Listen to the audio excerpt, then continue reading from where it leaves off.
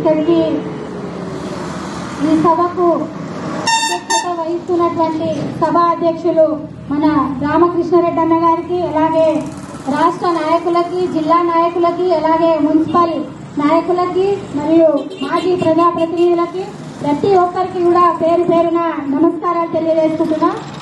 ఈరోజు తెలంగాణ వ్యాప్తంగా బడంపేట అంటే ఒక బ్రాండ్ లాగా మారిపోయింది.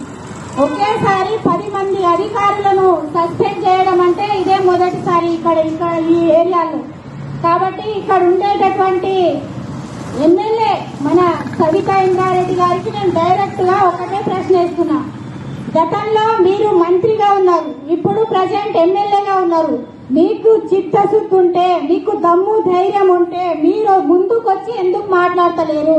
మీరు కడిగిన ముత్యమే కదా, ఈ అవినీతిలో మీకు పాత్ర లేదు కదా, మీరు ఈ అవినీతిలో పాలు పంచుకోలేదు కదా, మరి మీరెందుకు మాట్లాడతలేరని నేను సవితా ఇంద్రారెడ్డి గారికి ఒకటే ప్రశ్నిస్తున్నా.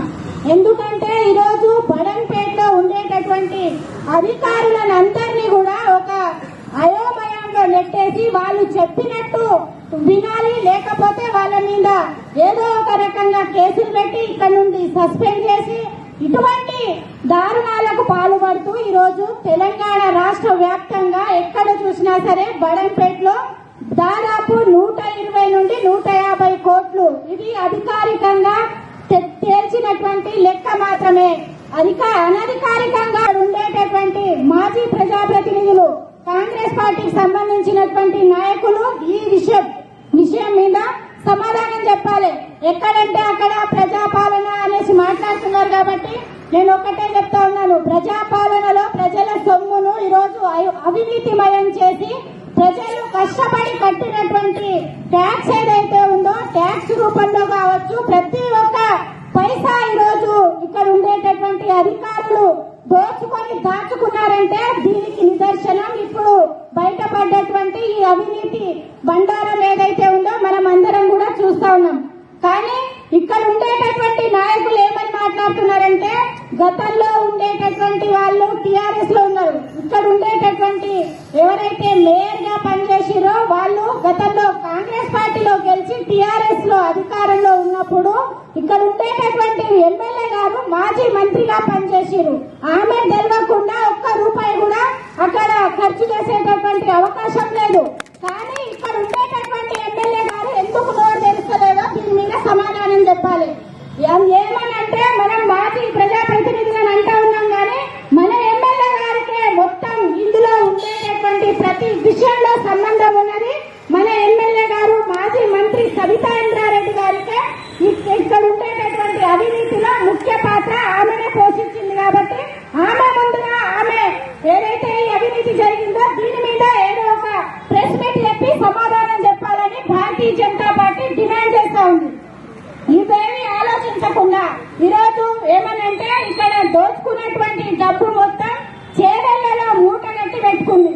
ఏంటంటే వచ్చేటటువంటి ఎలక్షన్లలో ఆమె ఇక్కడ దమ్ము ధైర్యం ఉంటే ఇంకోసారి ఇక్కడ నిలబడి గెలవాలి సవితా ఇంద్రారెడ్డి గారు. దొంగ ఓట్లతో గెలిచినట్టు వారు ఇక్కడ ఉండేటటువంటి సొమ్మును మొత్తం దోచుకొని ఈరోజు చేవెళ్లలో నువ్వు దాచిపెట్టుకున్నావు. కానీ ఇక్కడ ఉండేటటువంటి అధికారుల మీద అనేక నిందలు వేసి వాళ్ళు చేసినటువంటి అవినీతిని బట్టబయలు అయినప్పుడు ఒక ఎమ్మెల్యేగా, ఒక ప్రజాప్రతినిధిగా దాని మీద స్పందించేటటువంటి ఈ అధికారం మీకుంది. కాబట్టి మీరెందుకు దీని మీద స్పందించడం లేదు? ఒక్కటే మాట, ఇక్కడ ఉండేటటువంటి ప్రజాప్రతినిధులే కాదు, ఇక్కడ ఉండేటటువంటి ప్రతి ఒక్క బడంపేట సంబంధించినటువంటి ప్రతి ఒక్క మనిషికి ఈరోజు తెలిసింది ఏంటంటే, ఇక్కడ ఉండేటటువంటి ఎమ్మెల్యే గారి హస్తం లేకుండా అసలు ఏ పని జరగనిది. ఇంత అవినీతి జరిగినా గానీ ఇప్పటి వరకు ఎవరు కూడా స్పందించలేదు.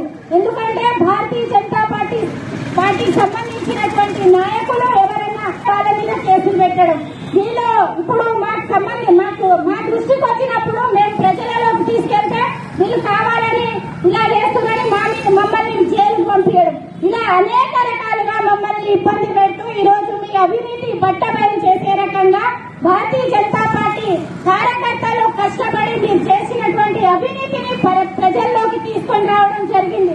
ఎక్కడ చూసినా ప్రజలు ఒకటే అంటా ఉన్నారు, మేము గెలిపించినటువంటి నాయకులు ఎక్కడ చూసినా మా సొమ్మును ఈరోజు